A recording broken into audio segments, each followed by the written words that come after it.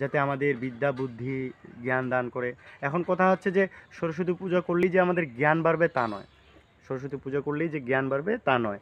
আমাদের অবশ্যই শ্রদ্ধা থাকতে হবে এবং আমাদের অবশ্যই পড়াশোনাও করতে হবে। কৃষ্ণা হরিবল।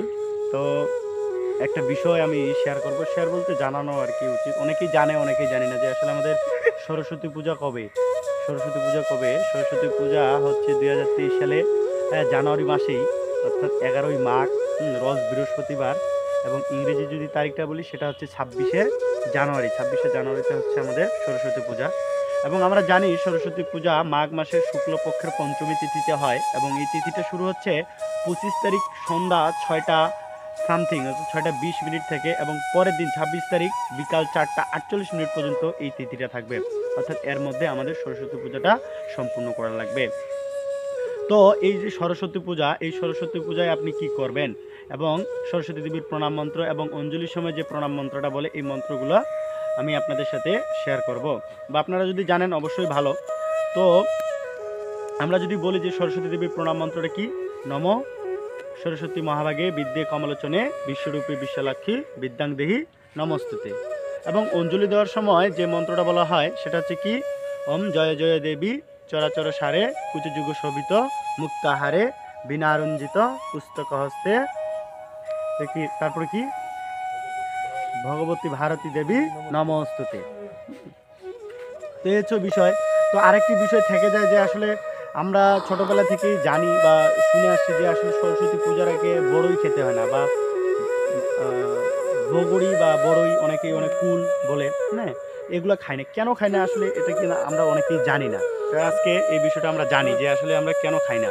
হ্যাঁ, কেন খাই না? এখন খাই না এই জন্যই যে হচ্ছে যে এক এক সময় সিজন পারিস, অর্থাৎ একটা সিজন অনুযায়ী এক একটা ফল হয়। যেমন গ্রীষ্মকালে হচ্ছে কি আম কাঁঠাল হয়, আমরা শীতের সময় কিন্তু কাঁঠাল বা আম পাবো না, তো সেই সময় সেই ফলটা হয়। ঠিক সেরকম এই সময়ে বড়ইটা হয় বা কুলটা হয়।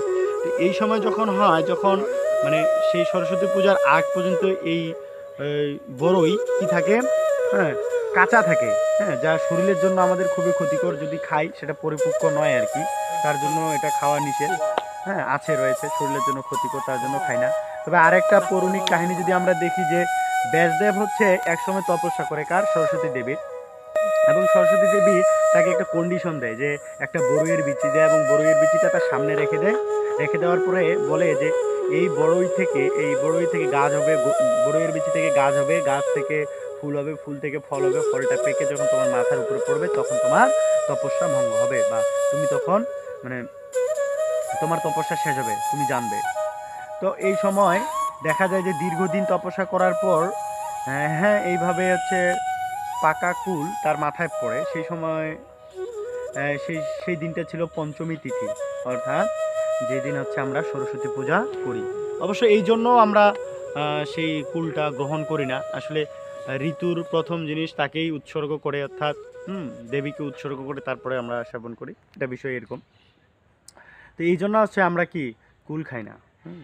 তো অবশ্যই অবশ্যই আমরা চেষ্টা করব, হ্যাঁ, যে সরস্বতী পূজায় অংশগ্রহণ করে, হ্যাঁ, সরস্বতী দেবীকে তুষ্ট করে, হ্যাঁ, যাতে আমাদের বিদ্যা বুদ্ধি জ্ঞান দান করে। এখন কথা হচ্ছে যে সরস্বতী পূজা করলেই যে আমাদের জ্ঞান বাড়বে তা নয়। সরস্বতী পূজা করলেই যে জ্ঞান বাড়বে তা নয়।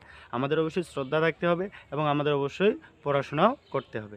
পড়াশোনার পাশাপাশি পড়াশোনা করে ভগবান এবং হচ্ছে সরস্বতী দেবীর প্রতি শরণাগতি থেকে সব কিছু করা লাগবে, তাহলেই আমরা জীবনে ভালো কিছু করতে পারবো, তাহলে আমাদের বুদ্ধি কি বাড়বে। হরে কৃষ্ণ।